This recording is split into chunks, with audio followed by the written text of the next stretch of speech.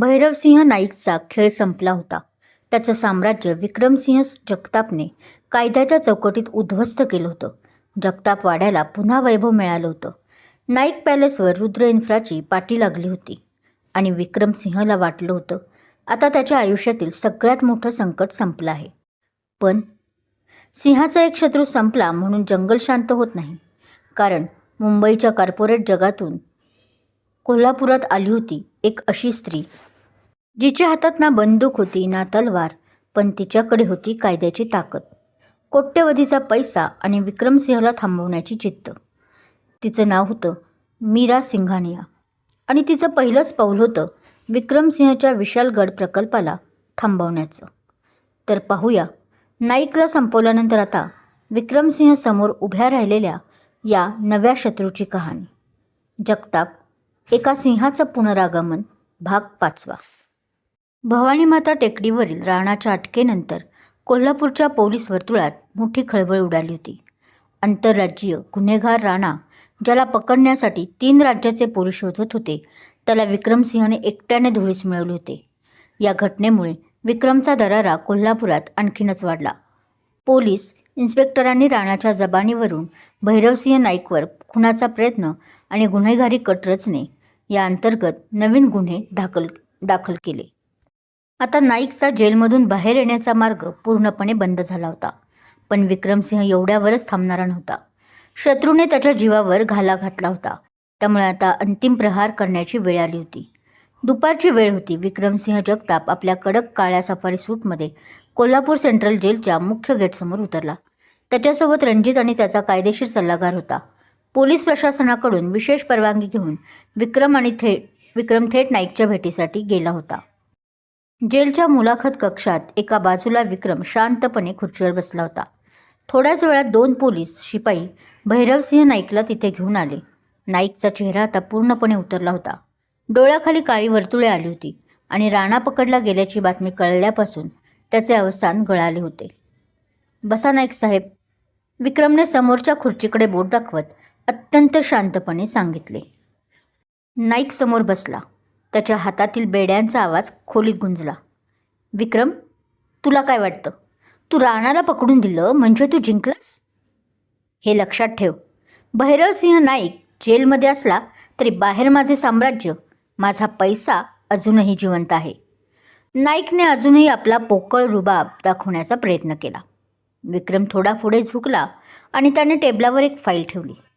नाईक साहेब, तुम्ही ज्या साम्राज्याची गोष्ट करताय ना, ते साम्राज्य आता कोसळायला सुरुवात झाली आहे. ही फाईल पहा. नाईकने संशयाने ती फाईल उघडली. त्यातील कागदपत्रे पाहताच त्याच्या हातातील कागद थरथरू लागले. त्यात नाईक कन्स्ट्रक्शनच्या 70% शेअर्सचे हस्तांतर आणि मालकी हक्क आता रुद्र इन्फ्राकडे जात असल्याचे कायदेशीर दस्तऐवज होते. हे कसे शक्य आहे? माझे शेअर्स बाजारात विकायला काढलेच नव्हते मी. नाईक ओरडला. विक्रमच्या चेहऱ्यावर एक करारी हास्य उमटले. तुम्ही जेलमध्ये गेल्यामुळे आणि तुमच्यावर भ्रष्टाचाराचे व गुन्हेगाराचे आरोप झाल्यामुळे तुमच्या कंपनीचे मार्केटमधील मूल्य शून्यावर आले. बँकांनी तुमचे जुने कर्ज वसूल करण्यासाठी तुमच्या कंपनीचे शेअर्स जप्त केले होते आणि आज सकाळीच मी बँकांचे सर्व देणे चुकते करून नाईक कन्स्ट्रक्शनचे 70% शेअर्स विकत घेतले आहेत. म्हणजेच त्या कंपनीच्या जोरावर तुम्ही माझ्या वडिलांना फसवले. ती कंपनी आता अधिकृतपणे विक्रमसिंह जगतापची आहे. तू माझ्यासोबत विश्वासघात केलायस. नाईक रागाने जागेवरून उठण्याचा प्रयत्न करू लागला, पण पोलिसानं त्याला मागे ओढले. विश्वासघात? विक्रमचा आवाज अचानक गंभीर आणि जड झाला. हा विश्वासघात नाही नाईक साहेब, हा हिशोब आहे. 5 वर्षापूर्वी तुम्ही दादासाहेबांची सही फसवून आमची मालमत्ता लाटली होती. आज मी कायद्याच्या आणि पैशाच्या ताकदीने तुमचे सगळे वैभव परत मिळवले आहे. उद्या सकाळी तुमच्या त्या आलिशान नाईक पॅलेसवर रुद्र इन्फ्राचा बोर्ड लागेल. तुमच्या कुटुंबाला तो बंगला 2 दिवसात रिकामा करावा लागेल. नाईकचे डोळे पाणवले. त्याचे सर्व अहंकार, त्याची सत्ता आणि त्याचा माज विक्रमने काही दिवसातच धुळीस मिळवला होता. तो हताश होऊन खुर्चीवर कोसळला. विक्रम उठला. त्याने आपल्या सफारी सूटचे बटन लावले आणि नाईककडे पाहत म्हणाला, दादासाहेबांना मी वचन दिले होते की जगताप नावाचा दरारा परत आणणार. आज तो शब्द पूर्ण झाला. तुमची उर्वरित जिंदगी आता या जेलच्या 4 भिंतीत सडण्यातच जाणार आहे. रामराम नाईक साहेब. विक्रम खोलीबाहेर पडला. जेलच्या लोखंडी दरवाजातून बाहेर येताना सूर्य त्याच्या चेहऱ्यावर चमकत होता. त्याने रणजितकडे पाहिले. रणजित, नाईकचा चॅप्टर क्लोज झाला. आता आपल्याला विशालगडच्या प्रकल्पावर लक्ष केंद्रित करायचे आहे. कोल्हापूरचा कायापालट झाला पाहिजे. भैरवसिंह नाईकच्या पतनानंतर कोल्हापूरच्या राजकारणात आणि उद्योग जगात विक्रमसिंह जगताप हे नाव आदराने आणि तितक्याच दहशतीने घेतले जाऊ लागले होते. जगताप वाड्याला त्याचे जुने वैभव परत मिळाले होते. नाईक पॅलेसवर आता रुद्र इन्फ्राची पाटी झळकत होती.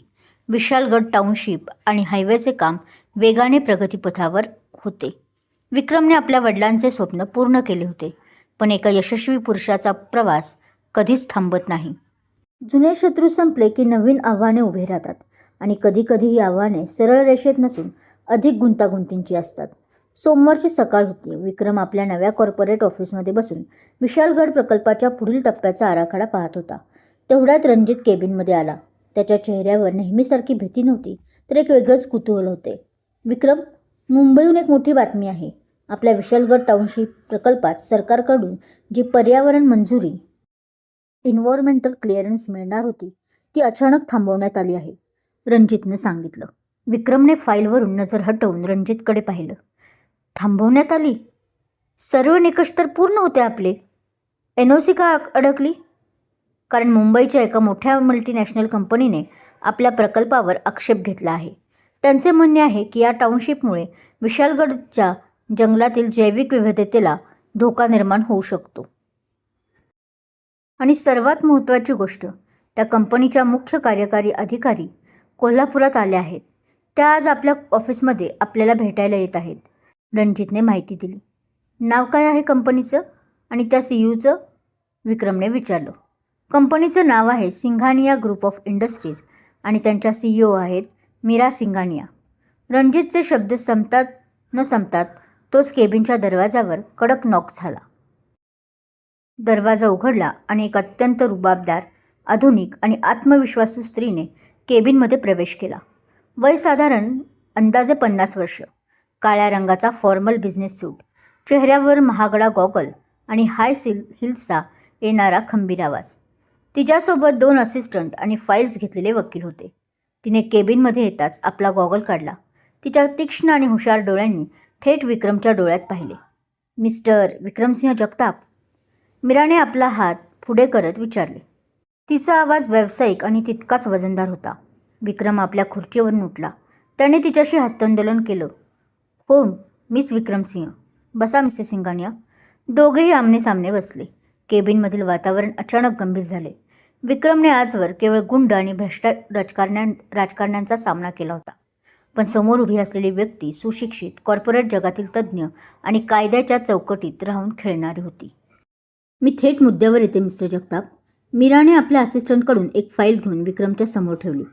तुमचा विशालगड प्रकल्प खूप मोठा आहे, यात शंका नाही.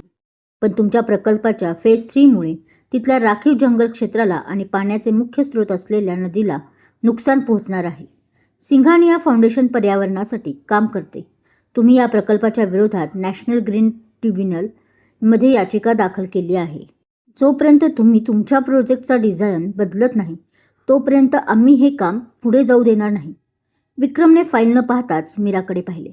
मिसेस सिंघानिया, कोल्हापूरची माती, इथली जंगले आणि इथली माणसे यांच्याशी माझे रक्ताचे नाते आहे.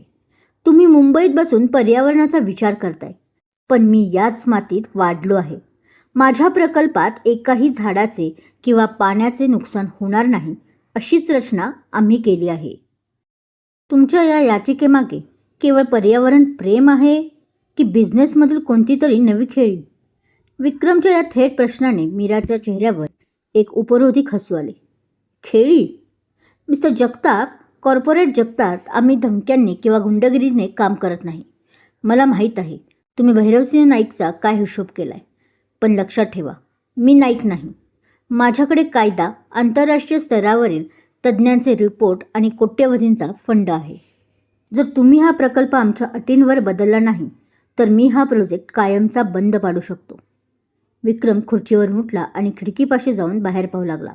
नंतर तो मागे वळला. त्याचे डोळे नेहमीप्रमाणे करारी आणि शांत होते. मिसेस सिंघानिया, सिंह जेव्हा जंगलात शिकार करतो तेव्हा तो कोणाची परवानगी घेत नाही. हा प्रकल्प कोल्हापूरच्या विकासासाठी आणि इथल्या हजारो तरुणांच्या रोजगारासाठी महत्त्वाचा आहे. जर कोणाला असं वाटत असेल की मुंबईहून येऊन ते माझ्या हक्काच्या जागेवर पाय रोवतील तर ती त्यांची चूक आहे. कायदेशीर लढाई लढायची असेल तर रुद्र इन्फ्रा तयार आहे. तुम्ही तुमची ताकद लावा, मी माझी जिद्द लावतो. मीरा सिंघानिया देखील जागेवरून उठली. तिने आपला गॉगल डोळ्यावरून काढला. Fair enough mister Jagtap. मग न्यायालयातच भेटूया. बघूया कोल्हापूरच्या या रुद्रची जिद्द जिंकते की सिंघानियाची ताकद. मीरा आपल्या टीमसह केबिन बाहेर निघून गेली. तिच्या जाण्याने ऑफिसमध्ये एक वेगळाच तणाव निर्माण झाला होता. रणजित पुढे आला. विक्रम, ही बाई खूप डेंजर आहे. हिचे कनेक्शन थेट दिल्लीपर्यंत आहेत. हिच्याशी लढणे सोपे नाही. विक्रमने आपल्या टेबलवर हात मारला. रणजित, शत्रू समोरून तलवार घेऊन आला की ढाल कशी वापरायची हे मला ठाऊक आहे. पण जेव्हा शत्रू कायद्याचे पुस्तक घेऊन येतो तेव्हा आपल्याला अधिक हुशारीनं काम करावे लागेल. मीरा सिंघानियांनी मला आव्हान दिले आहे आणि विक्रमसिंह जगताप आव्हान कधीच नाकारत नाही. या कंपनीची आणि तिची पूर्ण माहिती काढा. खेळाचा दुसरा अंक आता सुरू झाला आहे. मीरा सिंघानिया आपल्या टीमसह ऑफिसमधून निघून गेली. पण तिच्या एका आव्हानाने विक्रमसिंहासमोर एक नवं युद्ध उभं केलं होतं. नाईक तलवारीने लढला होता पण मीरा कायद्याने लढणार होती आणि विक्रमसिंहलाही आता समजलं होतं. मीराला विक्रमसिंहचा प्रकल्प का थांबवायचा होता आणि तिच्या पुढच्या खेळीसमोर विक्रमसिंह काय करणार हे पाहण्यासाठी ऐकत रहा जगताप एका सिंहाचं पुनरागमन. पुढच्या भागात सुरू होणार आहे रुद्र आणि सिंघानियाच्या बुद्धीच्या युद्धाची खरी सुरुवात. धन्यवाद.